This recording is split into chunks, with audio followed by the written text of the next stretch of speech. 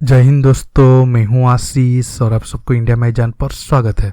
दोस्तों, युद्ध के तरीके बदल रहे हैं और हथियार भी। अब पारंपरिक हथियारों की जगह दूर से हमला करने वाले हथियार विकसित हो रहे हैं। भविष्य में युद्ध अत्यधिक ऊर्जा वाले हथियार मतलब लेजर वेपन से लड़ा जाएगा। हॉलीवुड फिल्म स्टार वार्स के हथियारों की तरह भारत भी ऐसे हथियार बनाने जा रहा है जिसके हमले से पड़ोसी दुश्मन देश कांपेंगे। भारत पर हमला करने से पहले ही उनके पसीने छूट जाएंगे। दोस्तों, अब भारत भी लेजर वेपन को बनाने के काम को और तेज कर दिया है। कुछ दिन पहले ये न्यूज निकला था, हालांकि मैं तब आपको नहीं बता पाया था, इसलिए आज आप सबको इंडिया के लेजर वेपन के बारे में बताऊंगा। भारत का क्या प्लान है, भारत के पास अब कोई लेजर हथियार है या नहीं है, ये सब सवालों के जवाब जानने के लिए आप आखिर तक ये वीडियो को देखते रहिए। और नीचे मेरा इंस्टाग्राम अकाउंट का लिंक है, आप चाहो तो मुझे फॉलो कर सकते हो। देखिए, मुझे काफ़ी दोस्तों ने कमेंट करके पूछा था, भाई काली 5000 वेपन के बारे में बताओ। देखिए, काली वेपन के बारे में मैं पिछले 3 साल के अंदर 2 वीडियो बना चुका हूँ और अब काली वेपन के बारे में कोई बड़ा अपडेट नहीं निकला है, इसलिए आप इंतजार करिए। जब भी कोई न्यूज काली हथियार के बारे में निकलेगा तो मैं जरूर आप सबको डिटेल्स में बताऊंगा। लेकिन आज मैं इस वीडियो में काली 5000 के ऊपर एक सवाल का जवाब दूंगा। काफ़ी दोस्तों को लगता है काली एक लेजर वेपन है, लेकिन दोस्तों सच्चाई ये है, काली एक लेजर हथियार नहीं है। काली का मतलब है किलो एम्पियर लीनियर इंजेक्टर। ये बेहद बड़ी मात्रा में ऊर्जा पैदा करने वाला यंत्र है। ये सेकंड के हजारों में हिस्से में एक बहुत बड़ी ऊर्जा का तूफान उत्पन्न करता है, जो कि किसी भी इलेक्ट्रॉनिक डिवाइस को तुरंत खराब कर देता है। ये भारी मात्रा में इलेक्ट्रोमैग्नेटिक तरंगों की बौछार करता है। टॉप सीक्रेट वेपन काली हवाई जहाज और मिसाइल के इलेक्ट्रिक सर्किट और चिपों को इलेक्ट्रिक माइक्रोवेव तरंगों की शक्तिशाली प्रहार से फेल करके उन्हें कुछ ही पलों में तबाह कर सकता है। यही नहीं, इसकी बीम के जरिए यूएवी और सैटेलाइट को भी गिराया जा सकता है। काली के अंदर छोटे छोटे उपकरणों में ऊर्जा को संग्रहित करने की क्षमता होती है, जिसको किसी भी वक्त एक साथ एक झटके में रिलीज किया जा सकता है। इसकी तुलना आप कंडेंसर से कर सकते हो, जिसमें ऊर्जा जमा होती है और जब आप उसे छूते हो तो आपको करंट का झटका लगता है। काली भी ठीक उसी तर्ज पर काम करता है। काली की शुरुआती वर्जन में 1 गीगाबाइट ऊर्जा नैनो सेकेंड्स में निकलती थी, लेकिन भारत के पास इस वक्त काली का जो वर्जन है वो 40 गीगावाट तक ऊर्जा उत्पन्न कर सकता है, जो तबाही मचाने के लिए पर्याप्त है। शुरुआत में काली को भारत के सुपरसोनिक विमानों की जांच के लिए तैयार किया गया था।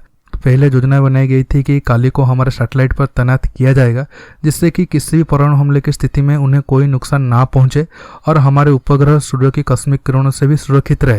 लेकिन साल 2004 में जब काली 5000 का निर्माण कर लिया गया, तब उसकी ऊर्जा संग्रह और ऊर्जा विस्फोट को देखते हुए इसे हथियार के तौर पर विकसित करने का भी फैसला किया गया, लेकिन जो कि ये सरकार का बहुत गुप्त मिशन था, इसलिए अभी तक इसके बारे में कोई आधिकारिक जानकारी रिलीज नहीं दी गई है कि काली को हथियार के तौर पर विकसित किया जा चुका है या नहीं किया गया है।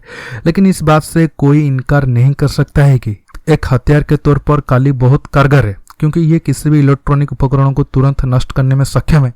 अपनी इस क्षमता की वजह से काली लड़ाकू विमानों और मिसाइलों के इलेक्ट्रॉनिक सर्किट को नष्ट करके उन्हें तुरंत बेकार कर सकता है और मिसाइलों की दिशा बदल सकती है। दरअसल आजकल सारी मिसाइलों और लड़ाकू विमान जीपीएस टेक्नोलॉजी और राडार सिग्नल पर काम करती है और काली किसी भी तरह के तकनीक का दुश्मन है और इसलिए यह लड़ाकू विमानों और मिसाइल का काल है। काली दुश्मनों का टैंक, लड़ाकू विमानों, मिसाइलों, यहाँ तक कि नौसैनिक जहाजों को भी चंद पल में कबाड़ों का ढेर बना सकता है।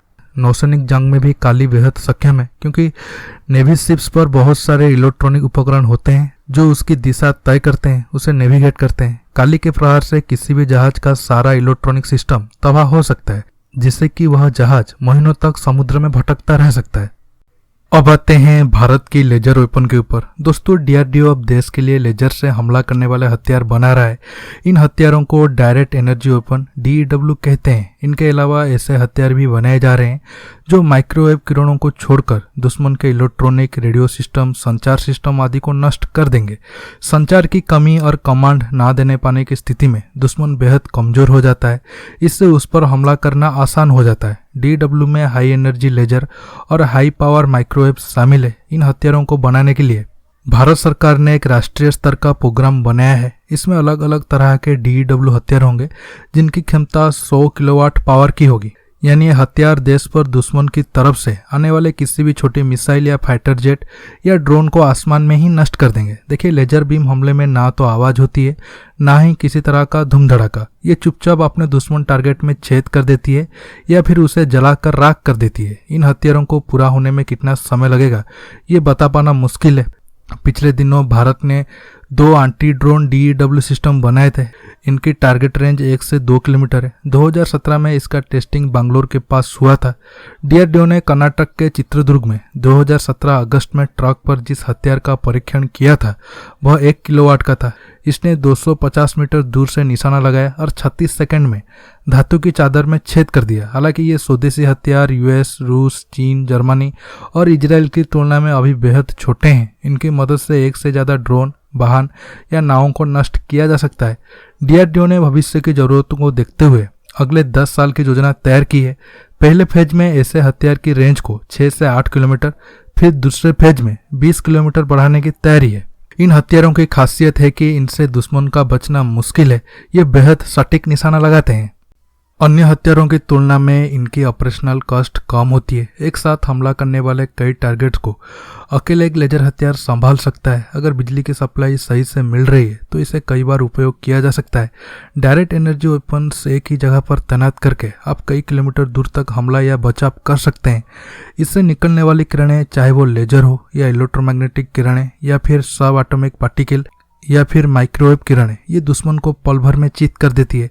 इनके निकलने से लेकर हिट करने तक कोई आवाज़ या धमाका नहीं होता है, इसलिए दुश्मन को इनके हमले का पता नहीं चलता है। भारतीय सेना को एक मिसाइल को नष्ट करने के लिए कम से कम 500 किलोवाट का लेजर हथियार चाहिए। अमेरिका ने कई साल पहले 33 किलोवाट के लेजर गन से एक ड्रोन को मार गिराया था। अमेरिका अब 300 से 500 किलोवाट तक डायरेक्ट एनर्जी वेपन बनाने की कोशिश में है, जो क्रूज मिसाइलों पर भी हमला कर सकते हैं। कुछ महीने पहले ही अमेरिकी नौसेना ने एक युद्धपोत से लेजर वेपन का सफलतापूर्वक परीक्षण किया था, जो एयरक्राफ्ट को हवा में ही नष्ट कर सकता है। इस टेस्ट के बाद अमेरिकी नौसेना का कहना है अब ये लेजर हथियार ड्रोन या सशस्त्र छोटे नावों को खिलाफ खासा प्रभावी हो सकता है। 1960 के दशक से ही अमेरिका लेजर समेत DEW हथियार को विकसित कर रही है। चाइना की बात करें तो चीन भी अपना लेजर हथियार को घातक बना रहा है। चीन के लेजर हथियारों से भारत और अमेरिका के सैटेलाइट्स को ज़्यादा खतरा है। चीन का टारगेट है वो स्पेस में अपनी सैटेलाइट के अंदर लेजर हथियार को लगाकर जंग के वक्त दुश्मन देश की सैटेलाइट को टारगेट करने के लिए। इसलिए भारत को भी अपने लेजर हथियार को तेजी से बनाना चाहिए। अब भारतीय सेनाओं के लिए पहले फेज में 20 high power electromagnetic weapon system की जरूरत होगी। ये 6 से 8 किलोमीटर रेंज के होंगे। दूसरे फेज में 15 किलोमीटर रेंज वाले high power electromagnetic weapon system की जरूरत पड़ेगी। हालांकि DRDO के सामने अब इस हथियार को लेकर कई चुनौतियां हैं। लेजर फायर के बाद सिस्टम गर्म हो जाता है, जिसकी कूलिंग के लिए तकनीक तैयार करनी होगी।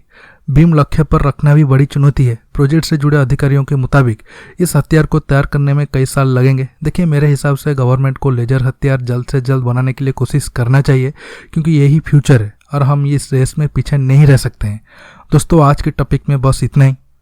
दोस्तों, आपको ये वीडियो कैसा लगा नीचे कमेंट बॉक्स में कमेंट करके बताइए। ये वीडियो को लाइक शेयर करने के साथ साथ आप मेरे चैनल को सब्सक्राइब करना मत भूलिए और सब्सक्राइब बटन के पास जो बेल आइकन है उसे प्रेस करिए, ताकि आगे आप मेरे आने वाले वीडियो को मिस ना कर सके। दोस्तों, रहता हूँ बहुत जल्द एक न्यू टॉपिक के साथ मिलूंगा। नमस्कार, जय हिंद।